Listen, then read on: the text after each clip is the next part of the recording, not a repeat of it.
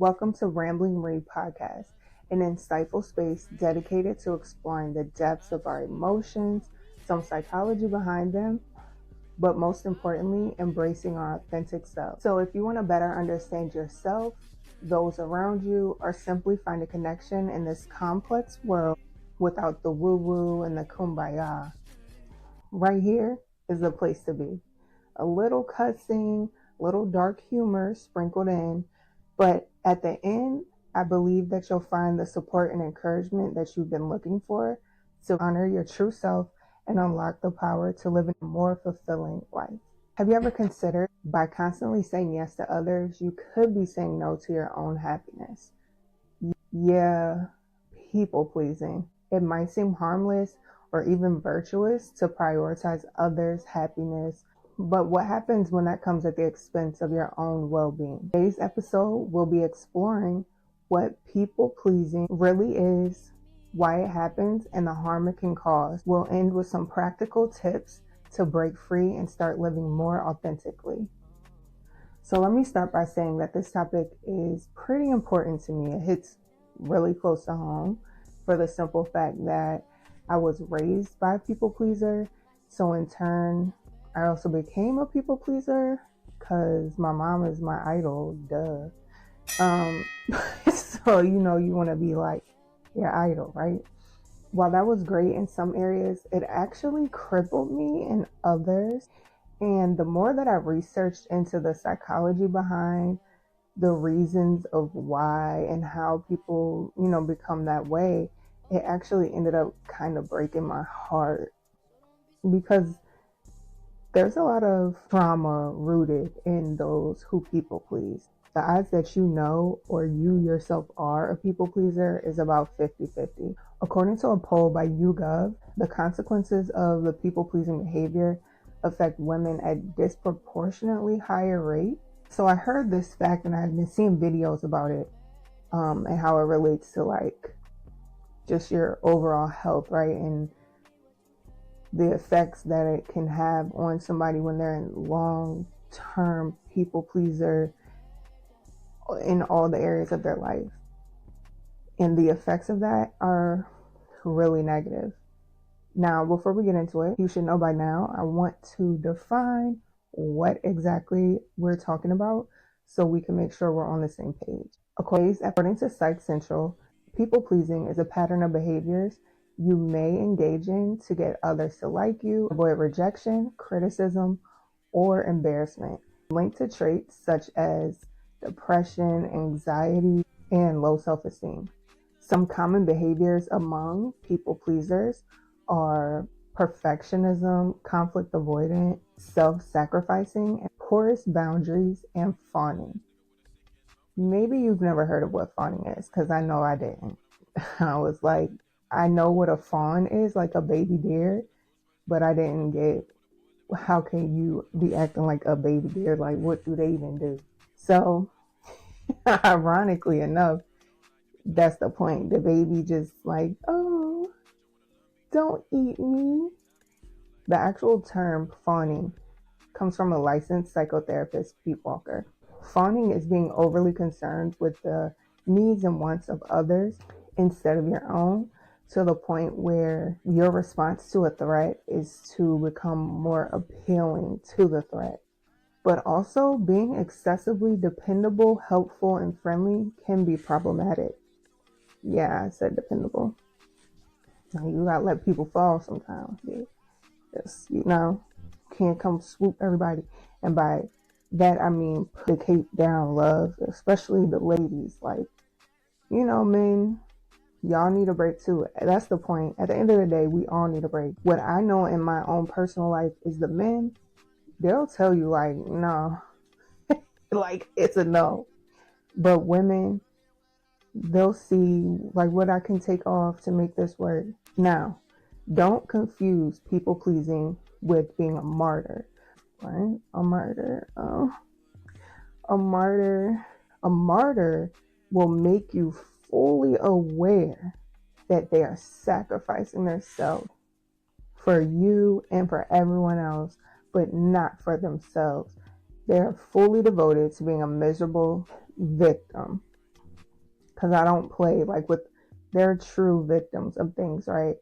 But this is more of, you want to play the role of a victim, whether the thing is hard for you to do or not. They're playing a role because they'll complain about their situation but never accept any help, because you'll do it wrong, they'll have to redo it, it's going to take more time. And that we know what people pleasing is, let's understand a major root cause. While it will vary for everyone, for most people it stems from early childhood foundational relationships. For instance, being raised in a household with parents or family members whose love was conditional, right? You're having to earn love and affection, or the caretaker may not be available emotionally, or they're inconsistently available at all. Let me just put a reminder, not here trying to blame anyone for life and you having to figure it out as you go. All I want to do is to shine a light on root causes. Once you know the cause of something, you're able to address it and you're able to fix it. Okay, that's it. Here's something and it's triggering you, that's probably something you should look into. Why is that triggering for you? There's something there if it's a trigger. We're all just trying to figure things out, right? Now, people pleasing is also linked to emotional dependency, which is when a person with unmet psychological needs tries to satisfy them through close interpersonal relationships. This person may actually fear and avoid being alone and will engage in possibly reckless behavior, like becoming physically intimate with people they hardly know and then expecting an exclusive relationship with this stranger. A people pleaser in these types of scenarios could very well just abandon their own wishes and other obligations to solely fulfill their partner's desires in a hopeful attempt to fill this emotional void. Sadly, the person may be totally unaware that they're actually abandoning themselves because it's normal for them. This is what they're used to. It's just a fact. Something that's normal is usually more comfortable than the unknown. This is why people stay in situations that aren't great for them. Some people hate change. They rather stick to what they know than to, leave and possibly get into something, a better situation or a more positive. Here's a story time for us. On the subject of people pleasing, I've been in therapy for almost 10 years, on and off, right? I've seen different therapists. I've stopped for a long period of time. I've gone back. One key feature of a good therapist is, to coin my homegirl's phrase, they're going to take us back to bring us forward, okay? Because you didn't just wake up and this is who you are. Everything that we do, we've been conditioned to do somehow, some way. In my mind, a good therapist is going to have you take them back there. It's almost like so they can be with you. And while you're replaying how, you've seen things or whatever, how things went, they're this neutral third party to just offer a different point of view, who's also licensed, certified. They have these credentials of more of the psychological and emotional background of the situation. When I first started going to therapy, it was really to help me, it honestly was to help me build my confidence and just make sense of life. Because it was very much at a time when it was just like, what the fuck is going on in my life? How did I get here? That's really what I wanted to know. And I needed to have a neutral party. We could talk about specific events or times and try to piece together how we got here so we can do better moving forward. One of my earlier therapists, she had me think of, I needed to, the very first time I felt like I had to work for love. So I'm thinking the scenario I land on is, it wasn't like I guess it was a specific time. I was very young, probably like when it started, I was like pre-K, kindergarten, that I can recall, right? Maybe even elementary school or something. So picture this, the late 1900s. Young military brat living with her mom because her parents are divorced, only child. And I guess it was a thing of you always want what you don't have, right? And maybe you don't even know why you want it. But for me, young kid, you're going to daycare, you're seeing, especially in a military base, it's men centric. It's always men. So you're always thinking dad, right? As a kid, going to the commissary, coming to pick the kids up from the daycare on base and stuff. My situation is my mom. It's my mom picking me up, doing all the things, being a great single mom, handling her business. Okay. Now, with that being said, I guess I was like, you know, I love my mom. I love that she's doing this for me. But where my dad at? Because they got a dad, their dad there, their dad coming to get them. Where my dad? And what I gotta do for him to come pick me up from daycare? Or what I gotta do for him to come and take me to the movies or take me to the park? A child's mind, right? And here my mom is busting her ass to do all the things that I assume normally happen in a two-parent household where you would share the load, right? And I'm just like, very unappreciative of me. I see this now. I'm telling you at the time. Now, you go into the school, oh, it's Mother's Day, Father's Day, Christmas, make this cute little craft, and I'm making it, and I'm putting to my dad on it. And I remember like talking to him on the phone, writing letters, because I'm sending the little thing I made is for him. We're going to send it to him, all that type of thing. And this goes on for years and years and years. And I'm like, when can we visit? When can I come visit you? Like, I want to show you this cool thing I got for Christmas. Let's go ride a bike, all the kid stuff. So I'm constantly, I'm trying to set up a date with my dad at this point. And he would always agree, like, yeah, this summer I'm going to see you. This winter I'm going to see you. Oh, yeah, I'll be down there. Oh, yeah, you can come up here. We're going to do this. We're going to go to the moon. Okay. Selling me the big dreams. And almost every time he didn't show. Like 11 out of 10 times he not coming. But every time he give me a date or he say, forward planning, oh, this one I'm coming, counting down the days. I'm reminding him, mind you, we're not texting people. It's the late 1900s. We don't even have those capabilities. Where I'm like sending letters, a card, like, oh, can't wait to see you. Calling on the phone, leaving a message, whatever. Reminding him, don't forget this time. The bags are packed, waiting at the door. You hear me? Like, I got my whatever, I got my little stuffed animal. I got my favorite shoes, like right here. So you don't even gotta stop. Just I'm gonna jump in there. Like, I'm so excited to go. Every time he let me down, I internalized it in ways that I couldn't even fathom at the time. But I truly believe if I did a little bit better at school, if I listened to my mom more, if I was just, a better kid, he'd show up. He would keep his word and he would do what he said. Because in my child brain, trying to rationalize these actions and why you're saying one thing and doing something else, in my mind, if my mom is a template of a good parent, she's a template that I know, right? I already said it's my idol, so she's perfect.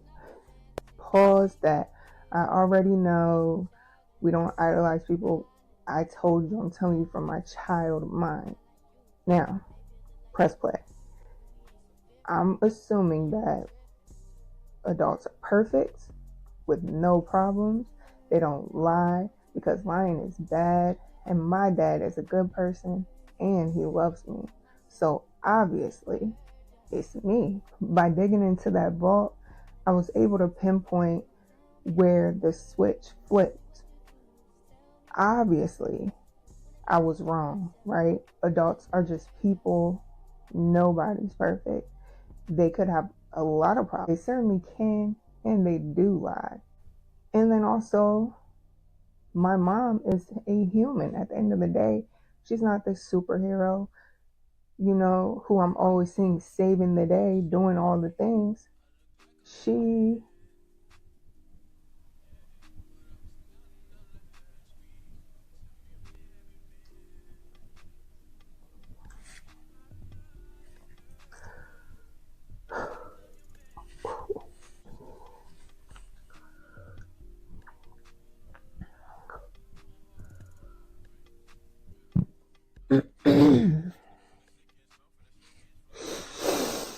oh, okay. She's doing the best that she can, right? With, you can't see it, but I have a picture right here. She was doing the best that she could with the card she was dealt. And sharing that with my therapist taught me as a child, it was never me, but there were obviously extenuating circumstances going on that I'm just not going to understand, especially at a younger age. Pause the story. Let's get back to our regular scheduled program. So now, like with most things in life, there is a cost associated with people pleasing. Psychology Today listed 10 mental and physical costs of being a people pleaser. They are a fear of rejection, frustration, anger, addictions, headache, stomach problems, and or blood pressure, weak boundaries, poor decision making, and low self-worth. There's actually been quite a lot of research done on the connection between emotional suppression and impaired immune function. Clinically Elp in Switzerland actually was designed to strictly focus on mental and emotional well-being. They actually suggest that chronic emotional suppression can weaken your immune system, making a person more susceptible to infections and diseases because the body's resources are constantly diverted to managing stress and leaving less capacity to fight off illnesses. But there's some good news. The National Library of Medicine actually has an article that states laughter has been reported to have a surprisingly potent modulating effect on the immune system to the point where it can upregulate the expression of genes involved in cell immune response. That the potentiating effect of laughter in the immune system can last as long as 12 hours. Now, for those who know me and you getting to know me, one thing about it, I'm a laugh. Eventually, I'm going to laugh. I don't know, maybe that's my comfort, laughing. Yeah, I'll get into that. While I was editing this, I decided this was just way too long of an episode to share at one time. Just me talking for 60 and 70 minutes. No, thank you. Even my own self, I'm not trying to hear that of anybody. Okay. So with that in mind and knowing that I wanted to get the information out to you guys, I put a lot into it. I was very vulnerable and it helped me just rewatching it back, like, yeah. So with that being said, we rambling again. I'm just trying to be transparent, okay?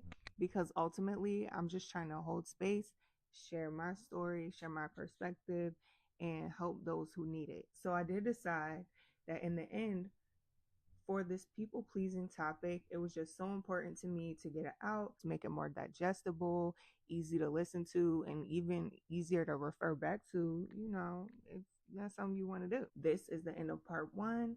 There will be a part 2. All right. Thanks for listening.